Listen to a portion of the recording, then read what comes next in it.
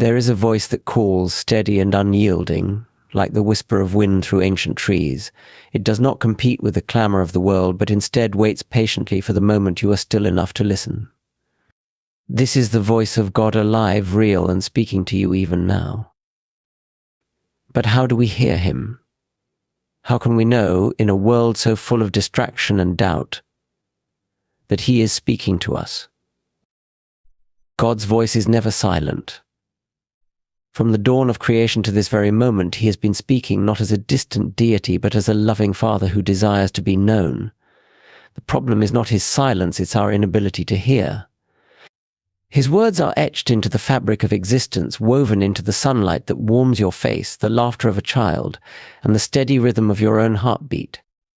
The challenge lies in attuning ourselves to a frequency that often seems drowned out by the chaos of life.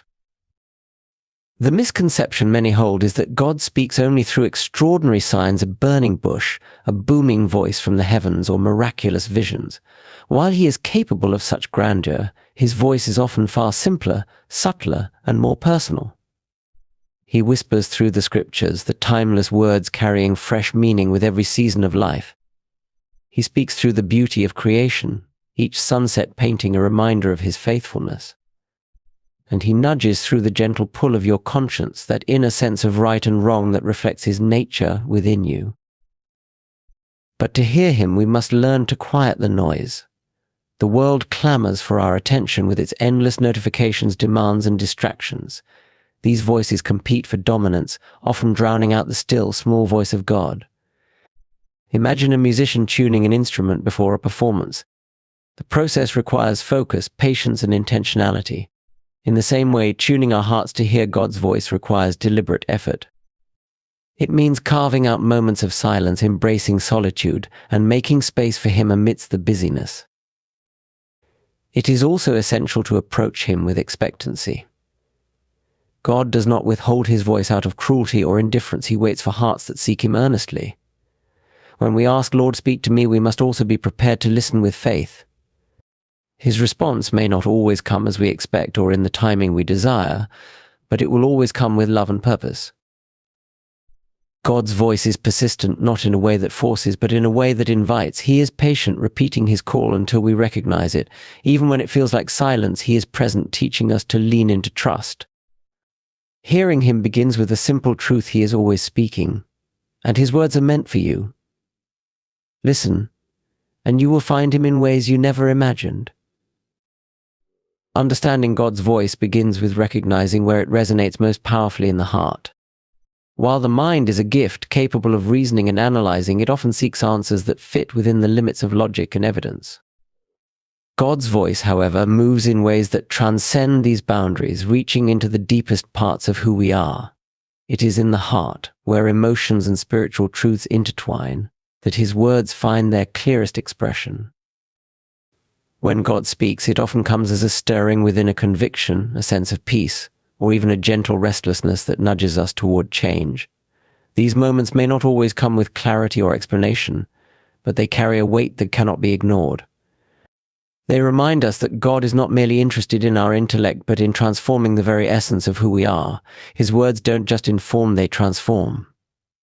Consider the times when you have felt a deep pull toward something good, something meaningful, even when it defied logic or comfort. Perhaps it was the courage to forgive someone who hurt you, the strength to step into an unknown future, or the quiet decision to trust when circumstances seemed hopeless. These are the moments when God's voice bypasses the head and settles in the heart, guiding you in ways that reason alone cannot. This does not mean we dismiss our intellect or abandon critical thinking. God gave us our minds for a purpose. But when we rely solely on the mind, we risk reducing his voice to something that must be fully understood before it can be trusted. The heart, by contrast, embraces the mystery of God's ways, allowing faith to flourish even when answers remain unseen. The heart is also where God's voice becomes deeply personal.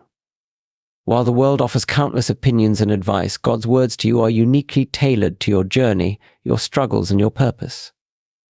This personal nature of his voice is why it so often reaches us in quiet, unexpected ways. A verse that speaks directly to your situation, a moment in nature that feels like a message just for you, or an internal sense of peace that reassures you of his presence.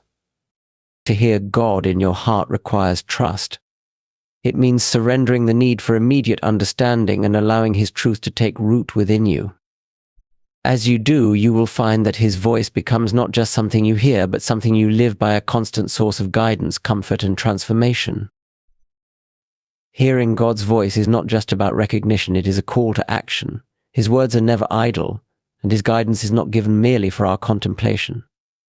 When God speaks, he invites us to respond, and it is through this response, our obedience, that his voice grows clearer and our relationship with him deepens. Obedience to God is not always easy.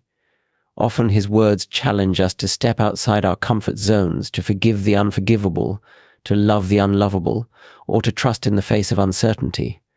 These calls may seem daunting, even impossible, but they are not meant to overwhelm us. Instead, they are opportunities to grow in faith and dependence on him. Each act of obedience, no matter how small, becomes a step toward aligning our lives with his purpose. Think of obedience as the soil in which God's voice takes root and flourishes.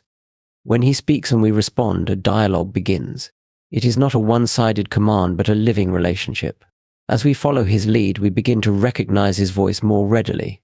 His guidance becomes familiar, like the voice of a trusted friend. Over time, this practice of obedience shapes us, teaching us to trust him even when the path ahead is unclear. One of the greatest misconceptions about obedience is that it is meant to constrain us. In truth, God's commands are not burdens, they are freedoms. When he calls us to act, it is always for our good and his glory. His voice does not lead to bondage, but to life in its fullest expression. The act of saying yes to God, even in the smallest matters, opens doors to blessings we cannot yet see. There is also a profound connection between obedience and intimacy with God. The more we act on what we hear, the more our hearts become attuned to his presence. Just as trust builds between two friends through shared experiences, our trust in God deepens as we witness the faithfulness of his guidance. Each time we step out in obedience, we are met with his grace, and our confidence in his voice grows stronger. Obedience is not about perfection, but willingness. It is about saying, Lord, I don't fully understand, but I will follow. This willingness to act, even in uncertainty, transforms hearing God's voice from a fleeting moment into a lifestyle. And in that lifestyle, we discover the joy, peace, and purpose that come from walking in step with him. Silence is often perceived as emptiness or absence, but in the spiritual realm it is anything but. It is, in fact, a sacred space where God's presence can be most profoundly felt. In our fast-paced world, silence may seem like a luxury we cannot afford, but it is in these quiet moments that we are invited to hear God's voice most clearly. Silence is not just the absence of sound, it is the intentional quieting of our hearts and minds, the setting aside of distractions, and the willingness to be present in the moment, open to what God may reveal. When we cultivate silence, we are opening a door to intimacy with God. It is in the stillness that we learn to listen not just with our ears, but with our whole being. In those moments, we step away from the constant noise and rush that fill our lives, and we position ourselves to receive whatever God wishes to speak into our hearts. While the world encourages us to fill every moment with noise, silence allows us to sit with God, to reflect, to process, and to hear the subtleties of his voice. God speaks in silence because it is in those quiet spaces that we can fully attune ourselves to his presence. The busy noise of our lives can often drown out the soft, tender whispers of God.